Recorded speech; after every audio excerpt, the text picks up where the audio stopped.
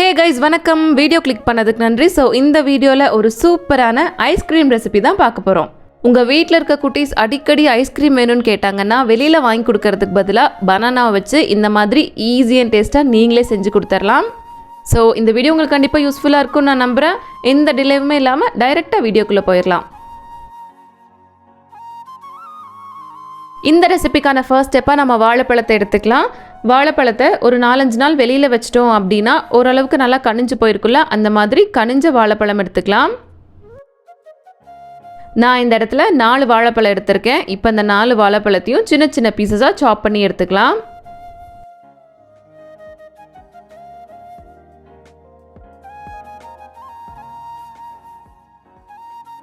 இப்போ நம்ம கட் பண்ண வாழைப்பழம் எல்லாத்தையும் ஒரு பாக்ஸ் அப்படி இல்லைன்னா ஒரு பிளாஸ்டிக் கவரில் போட்டு 4 ஹவர்ஸ்லேருந்து 8 ஹவர்ஸ் வரைக்கும் ஃப்ரீசரில் ஸ்டோர் பண்ணணும். நான் இன்றைக்கி 8 ஹவர்ஸ் ஃப்ரீசரில் ஸ்டோர் பண்ணுறேன்.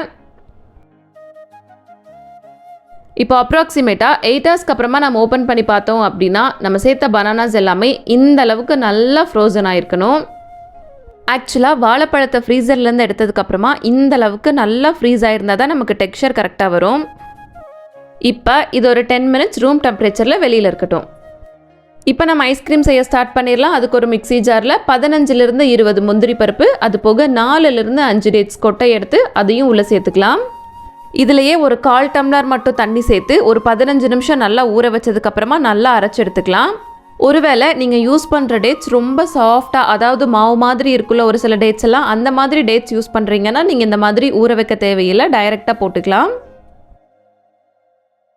இப்போ ஒரு 15 நிமிஷம் முந்திரி பருப்பும் டேட்ஸும் நல்லா தண்ணியில் ஊறி இருக்குது. இதை நல்லா சாஃப்டாக அரைச்சி எடுத்துகிட்டு வந்துக்கலாம். இந்த அளவுக்கு நல்லா சாஃப்டாக மைய அரைச்சி எடுத்துக்கோங்க. அப்போ தான் சாப்பிடும்போது அந்த டெக்ஸ்சர் நல்லாயிருக்கும். இப்போ இதுலேயே 3 டேபிள் ஸ்பூன் கொக்கோ பவுடர் சேர்த்துக்கலாம். ஒருவேளை உங்ககிட்ட கொக்கோ பவுடர் இல்லைன்னா 1 டேபிள் ஸ்பூன் நாட்டு சர்க்கரை சேர்த்துக்கோங்க. இப்போ இதுலேயே நம்ம ஃப்ரீஸ் பண்ணி வச்சுருந்த பனானாவையும் உள்ளே சேர்த்து நல்லா மைய அரைச்சி எடுத்துகிட்டு வந்துக்கலாம்.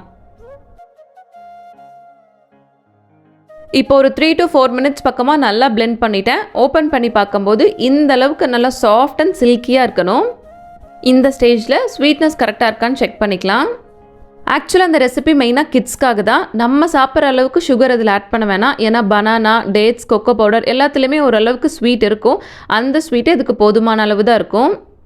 இப்போ நம்ம ஜாரில் அரைச்சி வச்சுருந்ததை இன்னொரு பாக்ஸ் அப்படி இல்லைன்னா ஒரு ஏர்டைட் கண்டெய்னரில் மாற்றிட்டு திருப்பி ஃப்ரீசரில் வச்சு ஒரு 6 to 8 ஹவர்ஸ் பக்கமாக நல்லா ஃப்ரீஸ் பண்ணி எடுத்துக்கலாம். ஒருவேளை நீங்கள் லிட் இல்லாத பாத்திரத்தில் ஊற்றி ஃப்ரீஸ் பண்ணுறீங்கன்னா மேலே ஒரு அலுமினியம் பேப்பர் வச்சு கவர் பண்ணிவிட்டு நார்மலாக தட்டு வச்சு முடிக்கோங்க. ஏன்னா சும்மா அப்படியே ஃப்ரீசரில் வச்சிட்டிங்கன்னா அது ஐஸ் கட்டி மாதிரி கொஞ்சம் கல் மாதிரி ஆகிடும். இப்போ ஒரு 8 ஹவர்ஸ்க்கு அப்புறமா ஃப்ரீசர்லேருந்து எடுத்து பார்த்தோம் அப்படின்னா நம்ம ஐஸ்கிரீம் பார்க்குறதுக்கு இந்த மாதிரி தான் இருக்கும். ஒருவேளை இந்த ஸ்டேஜில் உங்களுக்கு சரியாக ஃப்ரீஸ் ஆகாத மாதிரி லைட்டாக கொலன்னு இருக்க மாதிரி இருந்ததுன்னா திருப்பி அதை மிக்ஸி ஜாரில் போட்டு ஒரு தடவை நல்லா அரைச்சதுக்கப்புறமா ஒரு 4 ஹவர்ஸ் மறுபடியும் ஃப்ரீஸ் பண்ணிங்க அப்படின்னா டெக்ஸ்சர் கரெக்டாக வந்துடும். ஐஸ்கிரீம் ஸ்கூப்பில் பண்ணியிருந்தேன்னா கரெக்டாக ரவுண்ட் பால்ஸ் மாதிரி வந்திருக்கும். என்கிட்ட இல்லை, அதனால தான் நான் நார்மல் கரண்டிவே யூஸ் பண்ணிட்டேன். இப்போது ஐஸ்கிரீமுக்கு மேலே உங்களுக்கு பிடிச்ச நட்ஸ் எல்லாம் சேர்த்துட்டு சாப்பிட்டு பார்த்தீங்க அப்படின்னா செம்ம டேஸ்ட்டாக இருக்கும். ஆக்சுவலாக வெளியில் ஐஸ்கிரீம் வாங்கி சாப்பிட்றதுக்கு பதிலாக நீங்களே இந்த மாதிரி ஈஸியாக வீட்டில் செஞ்சு சாப்பிட்லாம். இதில் சுகரோ ப்ரிசர்வேட்டிவோ மில்க் எதுவுமே ஆட் பண்ணல. இதை நீங்கள் உங்கள் குழந்தைங்களுக்கும் தாராளமாக கொடுக்கலாம். ஸோ இந்த வீடியோ உங்களுக்கு கண்டிப்பாக ஹெல்ப்ஃபுல்லாக இருந்திருக்கும்னு நான் நம்புகிறேன். இவ்வளோ நேரம் என் வீடியோ பொறுமையாக பார்த்த எல்லாத்துக்கும் ரொம்ப நன்றி.